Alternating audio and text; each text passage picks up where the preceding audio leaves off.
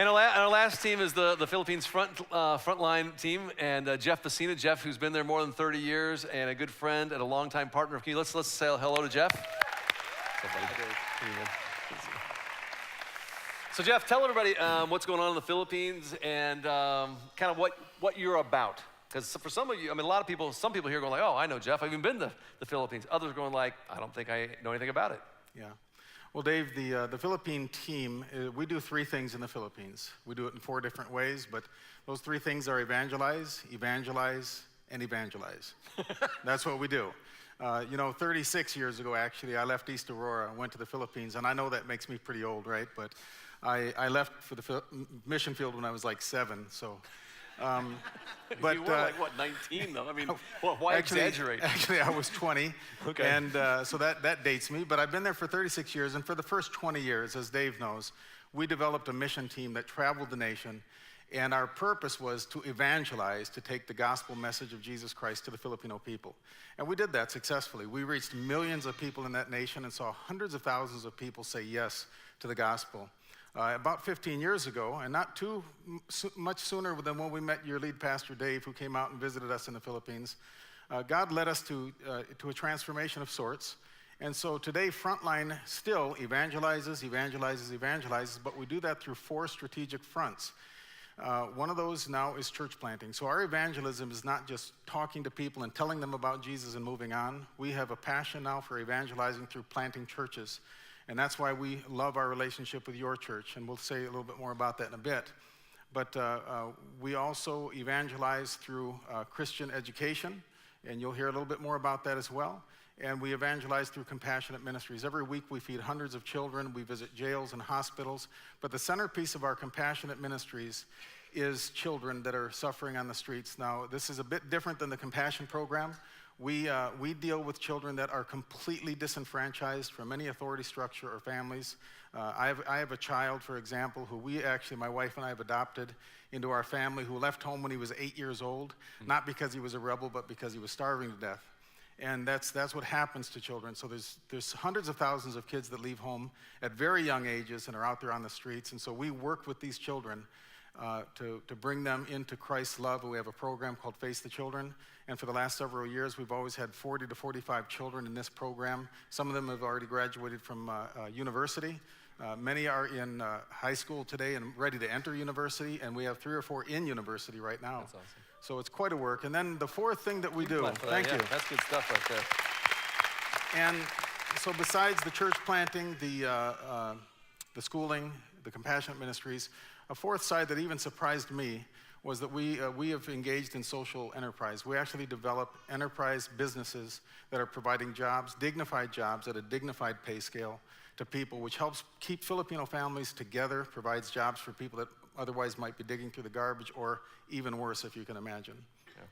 And we've kind of been longtime partners, and I've been to the Philippines, like Jeff said, and it's been a while now, but seen it firsthand, and it's so impressive what they're doing. Talk about some of the things we've been able to accomplish just through your partnership with Celebration Generosity. Before we kind of take a look at the future, talk about the past. Yeah, it's really more, it's not just the money, and I always try to emphasize that, but the money's important, and I do encourage you. I mean, you guys are doing something that few churches do, okay, and I hope it becomes a movement. To start your year by giving away all your money is pretty crazy, so kudos to Dave for that. I appreciate that.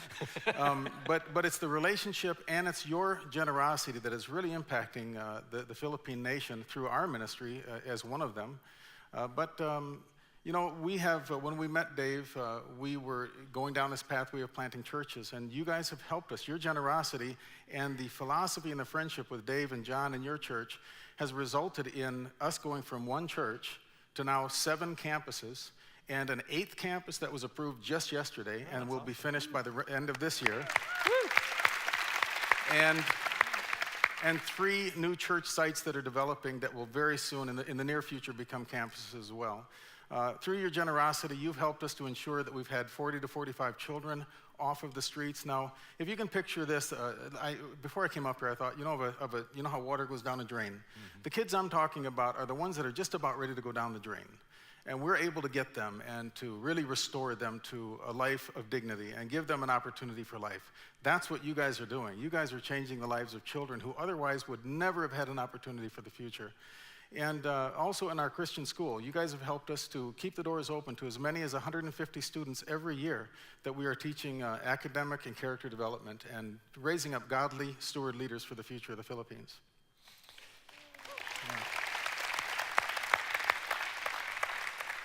Jeff, take just a minute too, because I mean, I know you have big dreams and big ambitions for what you'd love to see God do there in the Philippines. So talk about some of the things you'd love to see us do this coming year as a result of Celebration Generosity, and even maybe a little beyond. Yeah, you know, we're going to continue down this pathway with you guys. I mean, we're a New Thing partner as well.